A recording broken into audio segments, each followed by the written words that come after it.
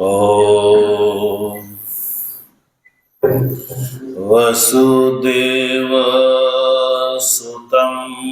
देवं कंसचाणूरमर्दनं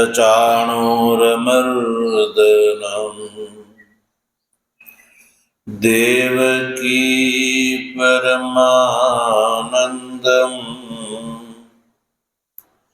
कृष्णं वन्दे जगद्गुरु।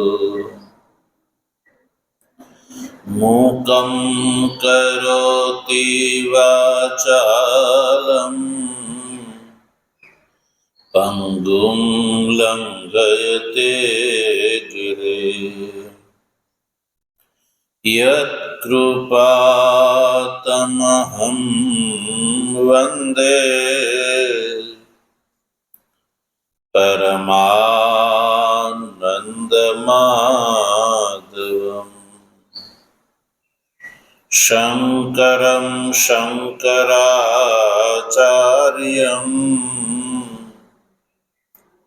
केशवं बादरायणम् सूत्रभाष्य कृतौ वन्दे भगवन्तौ पुनः पुनः। ईश्वरो गुरुरात्मेति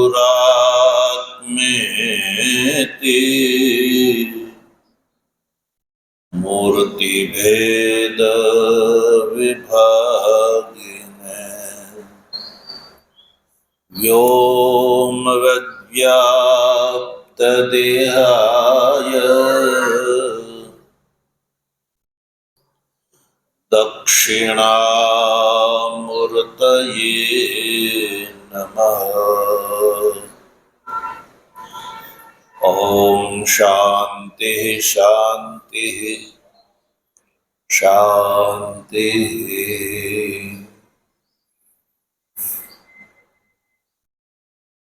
तत्व जिज्ञासु सज्जनों, भगवत कृपाथी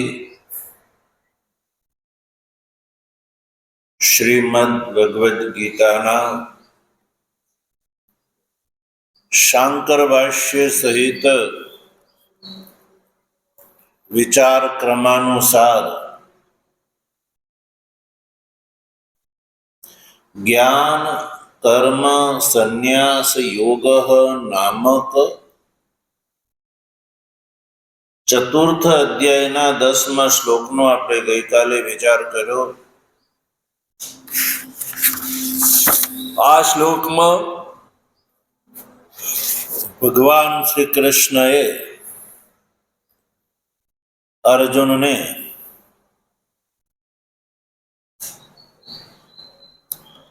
મોક્ષ માર્ગ અને એના સાધનની પરંપરા બતાવી।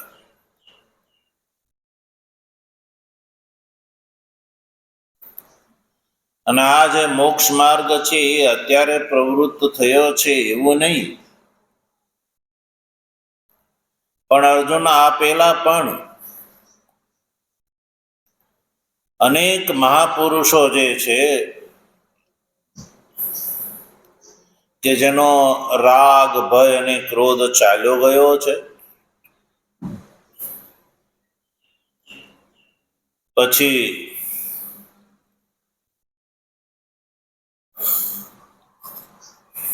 જે બ્રહ્મવિદ છે પોતાના આત્માનો ઈશ્વરની સાથે અભેદ દર્શન જેને કરી લીધું છે, જે કેવલ જ્ઞાનનિષ્ઠ છે અને જ્ઞાન એ જ જેનું તપ છે, એવા અનેક મહાપુરુષો જે છે એ મારા ભાવને પ્રાપ્ત થયેલા છે, એટલે કે મોક્ષને પ્રાપ્ત થયેલા છે। આવું જ્યારે ભગવાન શ્રી કૃષ્ણે કહ્યું ત્યારે ભગવાનના કથન ઉપર એક પ્રશ્ન ઊભો થાય છે.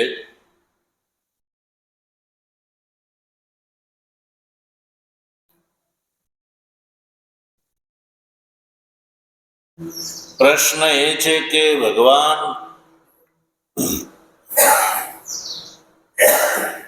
તો રાગ અને દ્વેષ વાળા કહેવાય?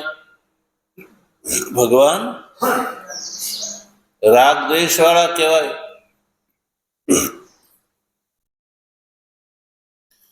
કે જે ભગવાનને ભજે એને જે ભગવાન જે છે મોક્ષ પ્રદાન કરે છે ને બીજાને નથી આપતા.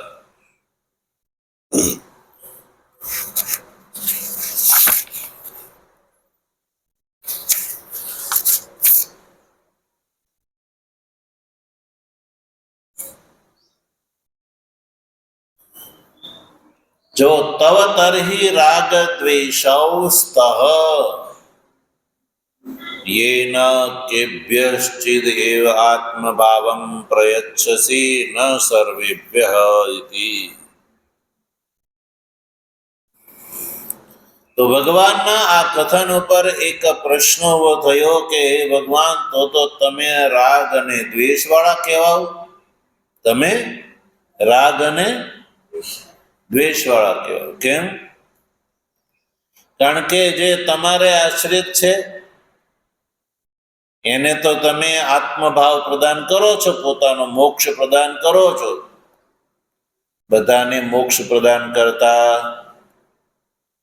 અને મોક્ષ પ્રત્યેક મનુષ્ય માટે જ્યારે પ્રાપ્તવ્ય છે, મોક્ષ બધા જ મનુષ્યો માટે જ્યારે પ્રાપ્તવ્ય છે, તો જ્યારે તો પછી એવું હોય તો ભગવાન તમારે બધાને મુક્ત ન કરી દેવા પડે, તમારે બધાને મુક્ત કરી દેવા પડે ને.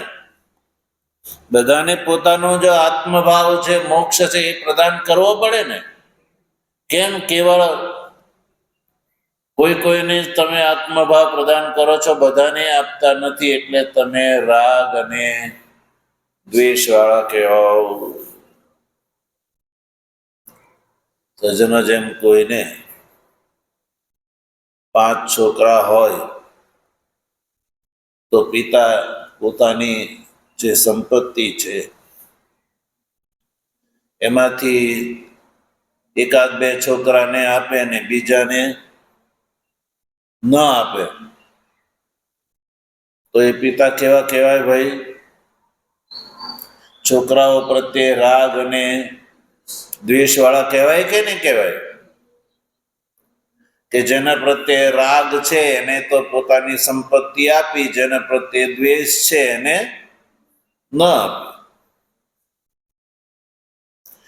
એમ અહીંયા પણ ભગવાનના 10મા શ્લોકના કથન ઉપર પ્રશ્ન થાય છે કે ભગવાન તમે કોઈને જ આત્મભાવ રૂપી મોક્ષ પ્રદાન કરો છો, બધાને લાગટ કરતા નથી, એટલે તમે તો રાગ અને દ્વેષ વાળા કહેવાઓ.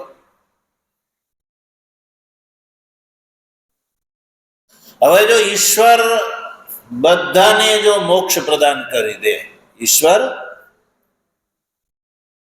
બધાને જો લાગઠ મોક્ષ પ્રદાન કરે, તો પછી ભગવાન શ્રી કૃષ્ણે 10મા શ્લોકમાં અધિકારીના જે વિશેષણોનો પ્રયોગ કર્યો છે, તો એ વિશેષણ વ્યર્થ થઈ જાય. કારણ કે ભગવાન તો બધાને મોક્ષ પ્રદાન કરી દે છે, તો પછી 10મા શ્લોકમાં જે વિશેષણ છે કે રાગ ભય અને ક્રોધથી રહિત થવું, પરમાત્મમય થવું, કેવલ જ્ઞાનનિષ્ઠ થવું, જ્ઞાનરૂપી તપ કરવું, એ બધાની કઈ જરૂર ખરી પછી? નહીં. કારણ કે ભગવાન તો બધાને લાગઠ મોક્ષ પ્રદાન કરે છે. તો પછી જીવન જીવવા માટે, મોક્ષ પ્રાપ્ત કરવા માટે આ 10મા શ્લોકમાં જે ભગવાને વિશેષણો વાપર્યા એ જીવનમાં શા માટે ગ્રહણ કરવા જોઈએ, શા માટે ધારણ કરવા જોઈએ?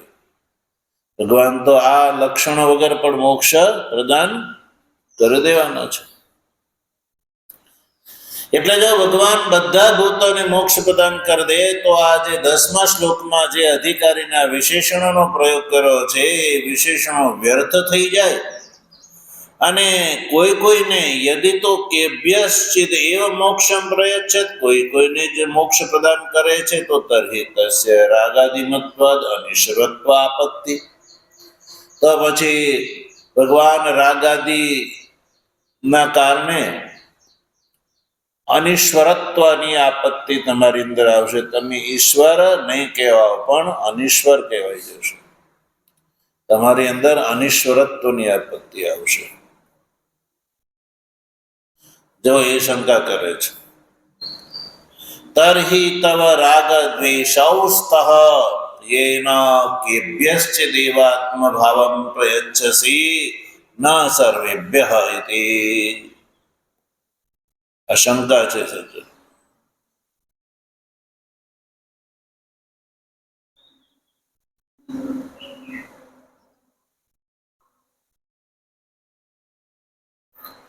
તો તમારી અંદર ભગવાન રાગ દ્વેષ વાળા તમે કહેવાશો કે કોઈને તો તમારો આત્મભાવ રૂપી મોક્ષ પ્રદાન કરો છો, બધાને નથી કરતા, એટલે તમે રાગ દ્વેષ વાળા કહેવાઓ. તો આ ભગવાન માટે આ એક પ્રશ્ન ઉભો થયો. તો એનો ઉત્તર જે છે સજ્જનો આ 11મા શ્લોકમાં કહે છે.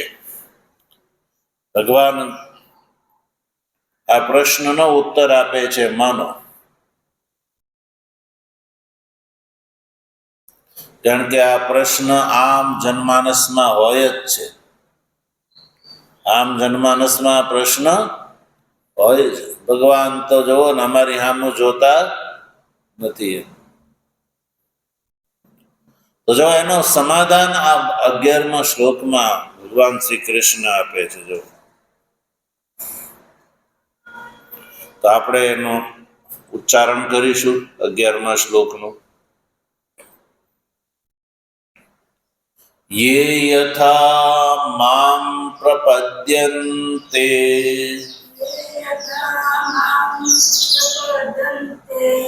તાંસ્તથૈવ ભજામ્યહં.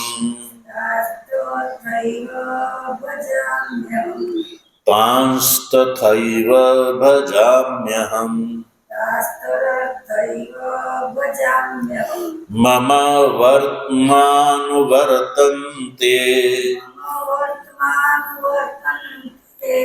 મનુષ્યાઃ પાર્થ સર્વશઃ.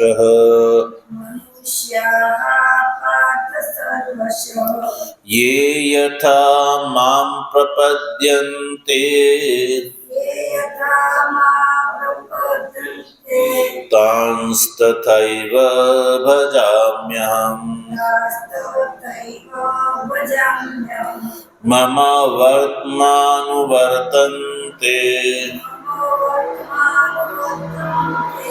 મનુષ્યાઃ પાર્થ સર્વશઃ.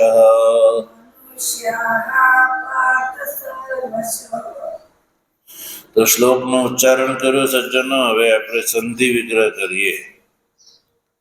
યે યથા મામ પ્રપદ્યન્તે, પછી તા નથી, તામ છે. તા ઉપર મીંડું છે. શું છે? તાન.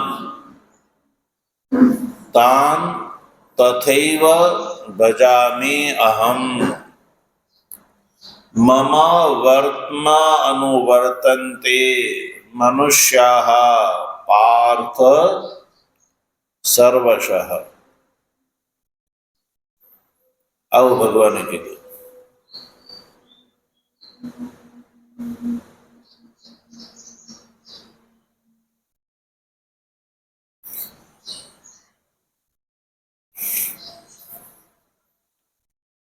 તો ભગવાન કહે છે કે યે યથા મામ પ્રપદ્યન્તે તથૈવ અહં તાન ભજામિ. એવું વાક્ય બનાવશે. અહમ, બોલો. અહમ યે યથા મામ પ્રપદ્યન્તે તાન તથૈવ ભજામિ. પાર્થ મનુષ્યાઃ સર્વશઃ મમ વર્ત્મ અનુવર્તન્તે. આમ આ બે વાક્ય શ્લોકના બન્યા. બે અર્થ, બે વાક્ય શ્લોકના બન્યા અને બે વાક્ય ને આપણે એ પ્રમાણે સમજીએ.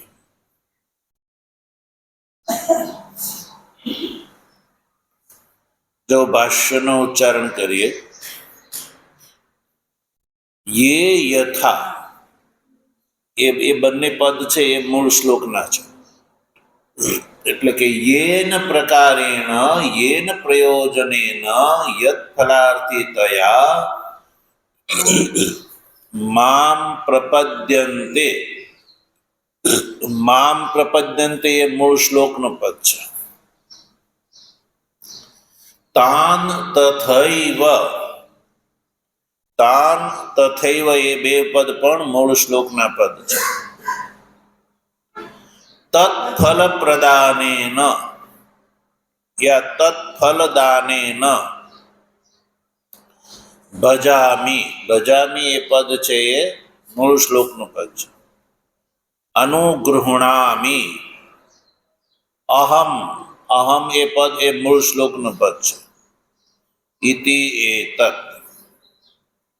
તેષાં મોક્ષં પ્રતિ અનર્થિત્વાદ નહિ એકસ્ય મુમુક્ષુત્વં ફલાર્થિત્વં ચ યુગપત સંભવતિ.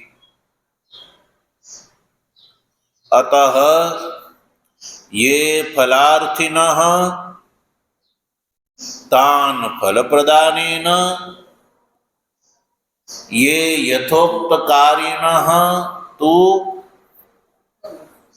અફલાર્થિનઃ મુમુક્ષવશ્ચ તાન જ્ઞાન પ્રદાનેન યે જ્ઞાનિનઃ સંન્યાસિનઃ મુમુક્ષુવશ્ચ તાન મોક્ષ પ્રદાનેન તથા આર્તાન આર્તિહરણેન ઇતિ એવં યથા પ્રપદ્યન્તે યે તાન તથૈવ ભજામિ ઇત્યર્થઃ. ન પુનઃ રાગ દ્વેષ નિમિત્તં મોહ નિમિત્તં વા કશ્ચિદ ભજામિ. સર્વથાપિ સર્વાવસ્થસ્ય મમ, મમ પદ જે છે મૂળ શ્લોકનું પદ છે. ઈશ્વરસ્ય વર્ત્મ, વર્ત્મ એ મૂળ શ્લોકનું પદ છે. માર્ગમ અનુવર્તન્તે, અનુવર્તન્તે એ મૂળ શ્લોકનું પદ છે. મનુષ્યાઃ, મનુષ્યાઃ એ પણ મૂળ શ્લોકનું પદ છે. યત ફલાર્થિતયા યસ્મિન કર્મણિ અધિક્રિતા યે પ્રયતન્તે તે મનુષ્યા અત્ર ઉચ્યન્તે. ये पार्थ सर्वशः सर्व प्रकारे है. પાર્થ અને સર્વશઃ એ મૂળ શ્લોકના પદ છે. તો આ રીતે આપણે ભાષ્યનું ઉચ્ચારણ કર્યું.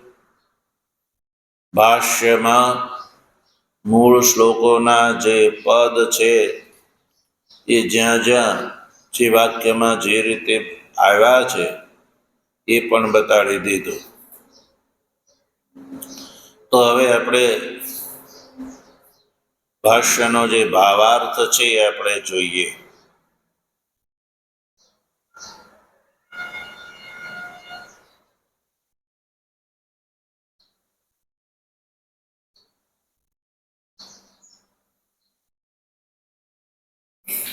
ઉચ્ચતે કરી અને ભાષ્યકાર આ જે ઊભો થયેલો જે પ્રશ્ન છે, ભગવાન માટે જે રાગ અને દ્વેષનો જે દોષ જે છે એ દોષ ભગવાનને નથી લાગતો. ભગવાન રાગ દ્વેષ વાળા નથી. કેવી રીતે નથી એ ઉચ્ચતે કરીને ઉત્તર આપે છે. ઉત્તરની પાછળ શું અભિપ્રાય છે, કેવી રીતે ભગવાન રાગ અને દ્વેષથી રહિત છે, એ ભાષ્ય ટીકાકાર બતાવે છે અને શ્લોકને ઉત્તરના રૂપમાં પ્રસ્તુત કરે છે. ભાષ્ય ટીકાકાર આનંદગીરીજી શું લખે છે? યે મુમુક્ષવઃ તેભ્ય મોક્ષમ ઈશ્વરઃ જ્ઞાન સંપાદન દ્વારા પ્રયચ્છતિ ફલાંતરાર્થેભ્યઃ તુ તત્તદ ઉપાય અનુષ્ઠાનેન તત્તદ એવ દદાતિ ઇતિ ન અસ્ય રાગ દ્વેષૌ ઇતિ પરિહરતિ. સમજાણું? સજ્જનો બે પ્રકારના મનુષ્યના વિભાગ કર્યા. અહીંયા બે પ્રકારના મનુષ્યના વિભાગ કર્યા. એક મનુષ્ય છે જેને મોક્ષ જોઈએ છે. શું જોઈએ છે? એક છે મનુષ્ય જેને મોક્ષ જોઈએ છે. જેને મોક્ષ જોઈએ છે એને આપણે મુમુક્ષુ કહીશું. એને શું કહેવામાં આવે છે? મુમુક્ષુ. જેને મોક્ષની અપેક્ષા છે, આકાંક્ષા છે, એની માટે હું કઈ શબ્દ પ્રયોગ કરીશું? મુમુક્ષુ. પછી જેને મોક્ષ નથી જોતો, ફલાંતરની અપેક્ષા છે, એટલે સંસાર બે જ ફળ છે, બે જ લાભ છે. એક પરમાત્માનો લાભ અને બીજો સંસારનો લાભ. આ બે જ લાભ છે અને બેના લાભ માટે થઈને બે જ સાધનો વેદોમાં બતાવેલા છે. મોક્ષ માટે જ્ઞાન અને સંસારના લાભ માટે કર્મ. આ બે જ સાધન અને બે જ લાભ. હવે બેમાંથી જેને મોક્ષની અભિલાષા છે, મુમુક્ષુવઃ, જે મુમુક્ષુ છે, જે મનુષ્ય મુમુક્ષુ કોટીના છે, એને ભગવાન મોક્ષ પ્રદાન કરે. શું કરે છે?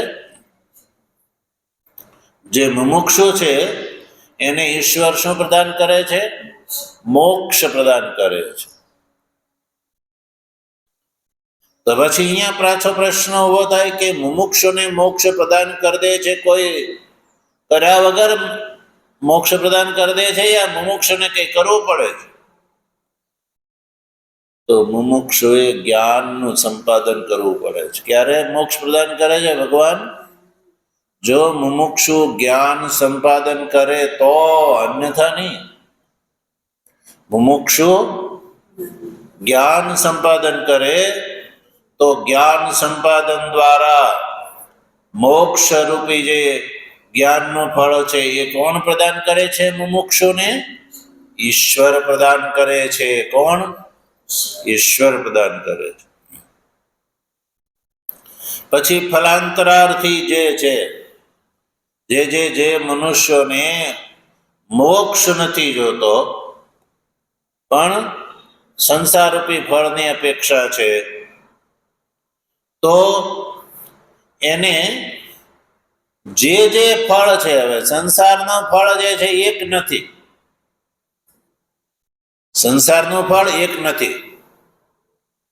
સંસારના ફળનો જો પ્રકાર કરવો હોય તો કોઈ પ્રકાર યદ્યપી કરી શકાય નહીં, છતાં મોટા બે ભાગ કરવા હોય તો કરી શકાય. આલોકનો લાભ અને પરલોકનો લાભ, એ રીતે વિભાગ કરી શકાય. આલોકનો લાભ અને પરલોકનો લાભ. આલોકનો લાભ એટલે આ મનુષ્ય શરીર જીવિત છે અને એમાં પ્રાપ્ત કરવાનો જે લાભ છે, ફળ છે એ. અને પરલોક એટલે આ મનુષ્ય શરીર છૂટ્યા પછી જે મેળવવા યોગ્ય જે ફળ છે એ. એટલે હવે આ જે છે, હવે જે મનુષ્ય આ લોકના ફળને લેવા પ્રાપ્ત કરવા માંગે છે, તો મનુષ્ય આ લોકના પ્રાપ્ત કરવા યોગ્ય જે લાભ છે એને અનુરૂપ જો એ ઉપાય કરે. ઉપાય નિરપેક્ષ ભગવાન કાંઈ આપતા નથી. હવે જેને આલોકનો લાભ લેવો છે, આલોકનો લાભ છે ગો, ભૂમિ, હિરણ્ય, સ્ત્રી, પશુ, પુત્ર વગેરે, એ આલોકનો લાભ છે. ગો, ભૂમિ, હિરણ્ય, સ્ત્રી, પશુ વગેરે એ આલોકનો લાભ છે. તો ભગવાન જેને આલોકનો લાભ લેવો છે એને ભગવાન આલોકનો ફળ યા લાભ પ્રદાન કરે છે. પણ ક્યારે? એ લાભને અનુરૂપ જે સાધન બતાવેલો છે, સાધન ઉપાય કરે તો, અન્યથા નહીં. એનો અનુષ્ઠાન કરે, ઉપાય તત્તદ ઉપાય અનુષ્ઠાની ના. જેમ કે પુત્રાદિ સંતતિ ની અપેક્ષા જેને છે, તો એ જે થકી પુત્રાદિ સંતતિ પ્રાપ્ત થાય, એ પુત્રાદિ સંતતિ પ્રાપ્તિનો ઉપાય વેદોમાં જે બતાવેલો છે, શાસ્ત્રોમાં, પુરાણોમાં, સ્મૃતિ ગ્રંથોમાં જે બતાવેલો છે, એ ઉપાય એ અનુષ્ઠાન કરે તો ભગવાન જે છે એને આલોકનો પશુ પક્ષી પશુ પુત્રાદિનો લાભ જે છે એ પ્રાપ્ત કરે. કોઈને પશુ જોઈએ તો પશુ મેળવવા યોગ્ય ને ઉપાય કર્મ કરવું પડે. કર્મ કર્યા વગર ભગવાન ફળ પ્રદાન કરતા નથી. એટલે તત્તદ ઉપાય અનુષ્ઠાની ન તત્તદ એવ દદાતિ. મુમુક્ષ જે ફલાર્થી છે, એ ફલાર્થીને જે સંસારનું ફળ લેવું હોય, એ ફળ લેવા માટેનો જે ઉપાય વેદોમાં બતાવ્યો હોય, એ ઉપાયનો અનુષ્ઠાન કરે તો ભગવાન એ તત્તદેવ દદાતી, એ ફળ એને પ્રદાન કરે છે. સમજાણું? પરલોકનો લાભ લેવો હોય તો પરલોકના લાભને માટે વેદોમાં જે ઉપાય બતાવ્યો છે, એ ઉપાય અનુષ્ઠાન કરે તો એ ઉપાયના અનુષ્ઠાનના ફળ સ્વરૂપે પરલોકનો લાભ છે જે એ ભગવાન જ પ્રદાન કરે છે. સમજાણું? તો આ લોકના પશુ, પુત્ર, ગો, ભૂમિ, હિરણ્ય જે પદાર્થની પ્રાપ્તિની અપેક્ષા મનુષ્યને છે, તો એની પ્રાપ્તિના ઉપાયભૂત જે કર્મો વેદોમાં બતાવ્યા છે, એ કર્મનું અનુષ્ઠાન મનુષ્ય કરે તો ભગવાન એને એનું ફળ પ્રદાન કરે છે. એ ફળ પ્રદાન કરવા વાળા પરમાત્મા છે.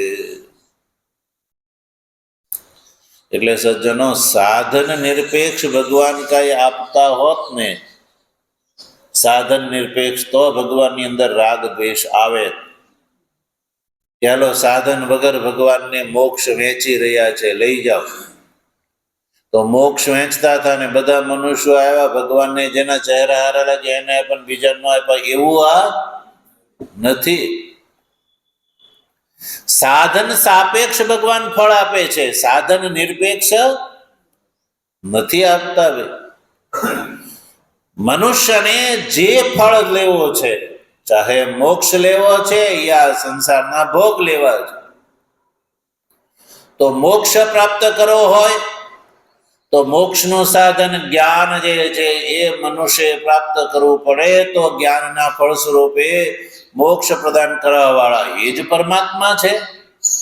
અને જો મનુષ્યને ભોગની અપેક્ષા હોય, સંસારના લાભની અપેક્ષા હોય, તો જે લાભ સંસારનો લેવો હોય, સંસારના લાભ તો અનેક પ્રકારના છે, પણ એ અનેકમાંથી જે લાભ લેવો હોય અને એ લાભના સાધનો વેદોમાં જે બતાવેલા છે એ અનુષ્ઠાન કરે તો એ અનુષ્ઠાનના ફળ સ્વરૂપે ભગવાન એને એ લાભ પ્રદાન કરવા વાળા પરમાત્મા જ છે.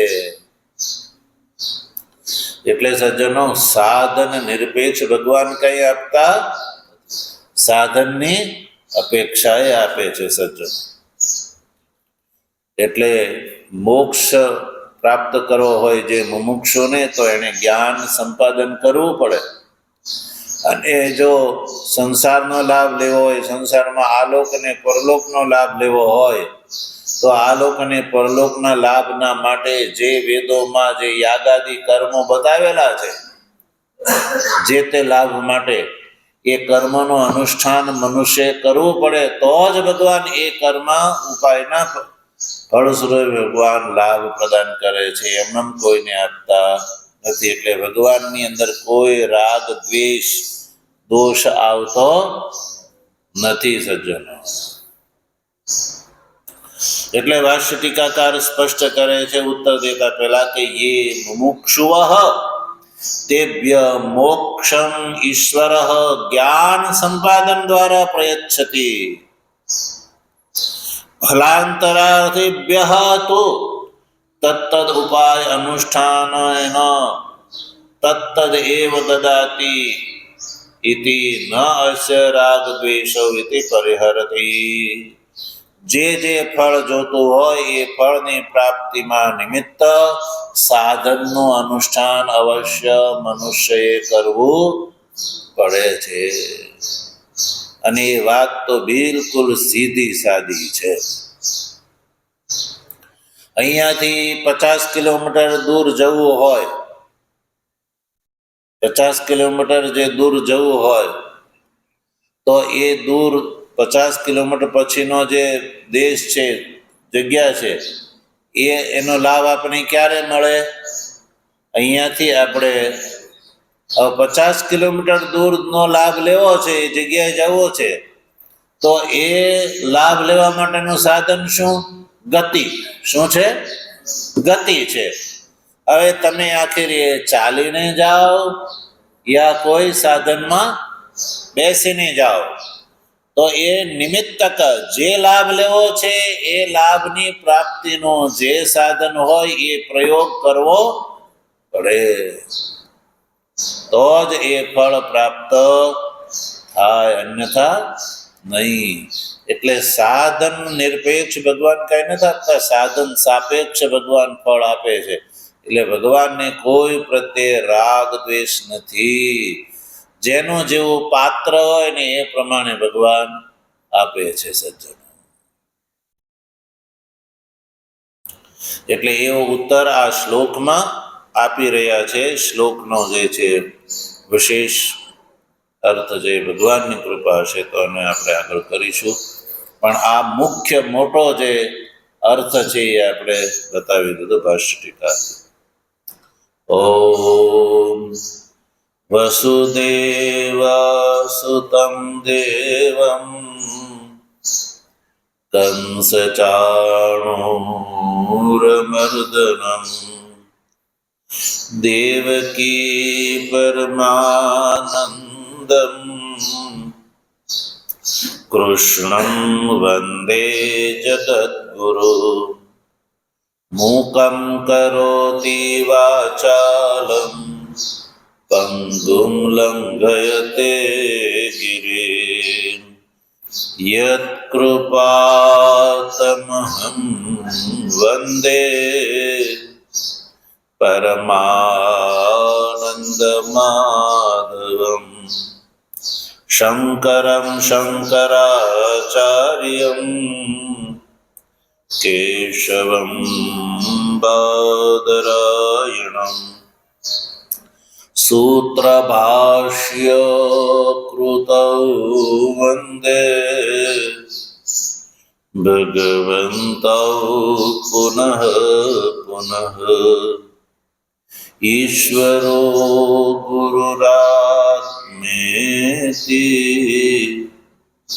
मूर्तिभेद विभागिने व्योमवद्व्याप्त देहाय